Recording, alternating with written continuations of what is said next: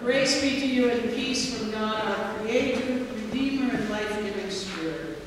Amen. And just as Moses lifted up the serpent in the wilderness, so must the Son of Man be lifted up, that whoever believes in him may have eternal life. What a way to begin a text. If you've never heard John's Gospel or read it recently, you might hear these words and be very puzzled because they seem to come out of nowhere. What is this business about Moses, a snake, and a stick in the desert? And who is this Son of Man that's going to be lifted up? What does all of this mean? Sometimes it's frustrating to figure out how to preach on a Bible passage when part of the text is left out. And it's even more difficult when the story that we're hearing has connection to ancient stories that we 21st century Christians may not be aware of. And today is one of those days. So to put this text into a context, we need to back up. We heard the first part of this passage from John on Wednesday at our midweek Lenten services, because this text does not come out of a vacuum. It's the continuation of a story about Jesus and Nicodemus. Nicodemus, a Pharisee, a leader among Jewish people, had gone to Jesus at night because he wanted to know more about Jesus. He believed that Jesus had come from God and that he was even sent by God. But he didn't know why. And that's what Jesus was trying to teach him in this third chapter from John's Gospel. After they had had this pretty confusing conversation about being born from above or being born again, or what we call being baptized, like we talked about on Wednesday, Jesus went on to recall for Nicodemus this story from their religious tradition, because after all, both Nicodemus and Jesus were Jews.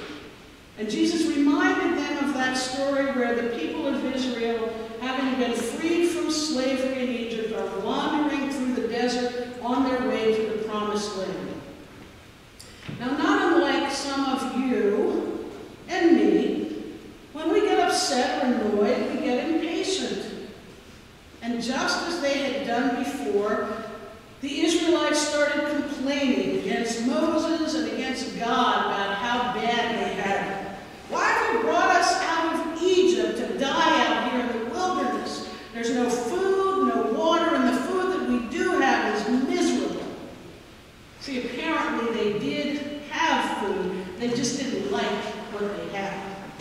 Doesn't that sound like some of our kids? You know, you give them chicken and broccoli and they want macaroni and cheese or peanut butter and jelly. Anyway, the Israelites started grumbling. And God got fed up with them and so sent these poisonous snakes to bite them.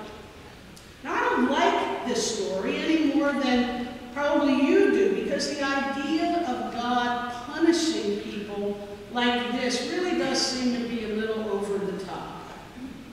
You know, Israelite impatience is punished by death. Israelites complaining about food is also punished by death. I'll tell you that if we did this to our kids, none of them would make it out of toddlerhood. And if they did escape that, they certainly wouldn't have made it through their teenage years. Don't you think that God could at least make the punishment fit the crime? Really, God could have said, you don't like the manna, you don't like the quail, the water's not tasty enough for you, okay, then don't eat it, don't drink it, and die out there in the desert. But instead, God sends these venomous snakes, and the complainers get bitten by them and die. Well, after seeing their compadres dropping off like flies, the complainers finally decide that they're going to repent. So they go to Moses, say they're sorry, and ask Moses to pray to God so that God will take the snakes away. Moses does, and this is the answer to his prayer. Make a poisonous serpent, set it on a pole,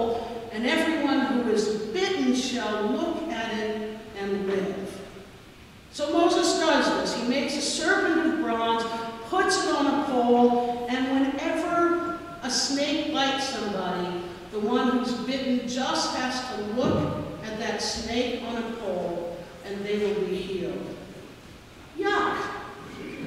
Right? This is so gross. And notice that God does not take the snakes away. It's just that after they looked at the snake on the pole, the snake wouldn't kill them anymore.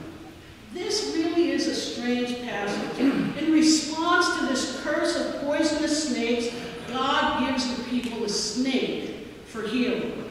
Now you know, if Pastor Blake were here, he would be slithering in his seat right now, because he hates snakes, but so do I. God sends a fake snake on a pole to combat snakes.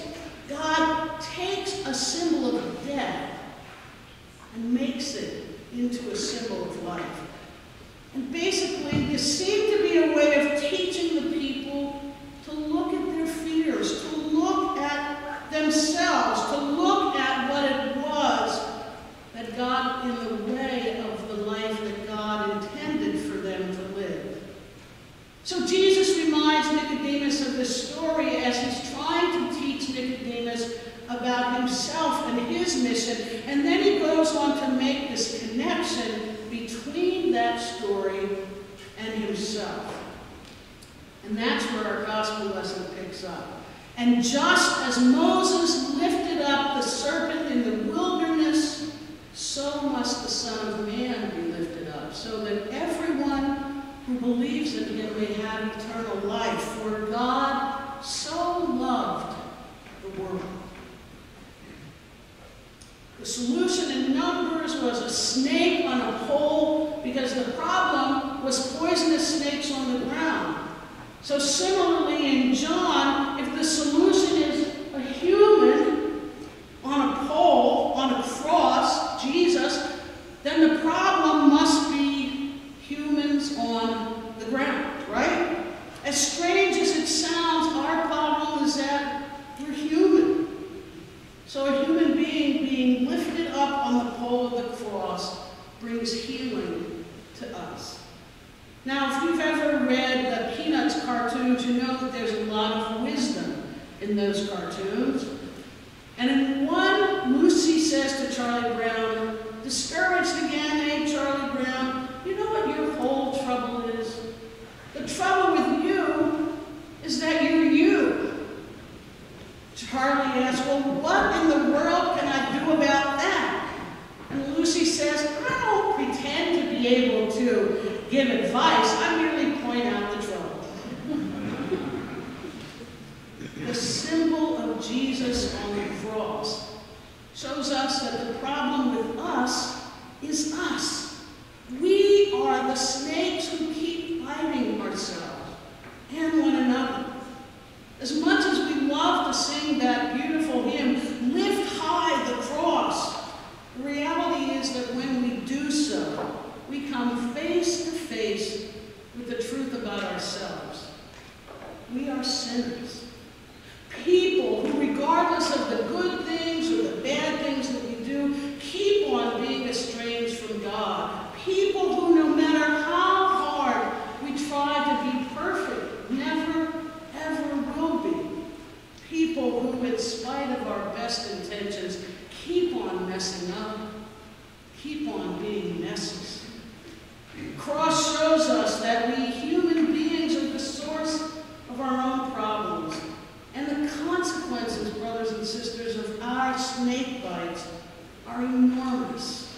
Just think about it. It's not those little lies that we tell or the bad things we say about people that are driving in the left-hand lane really slowly. That's the little stuff.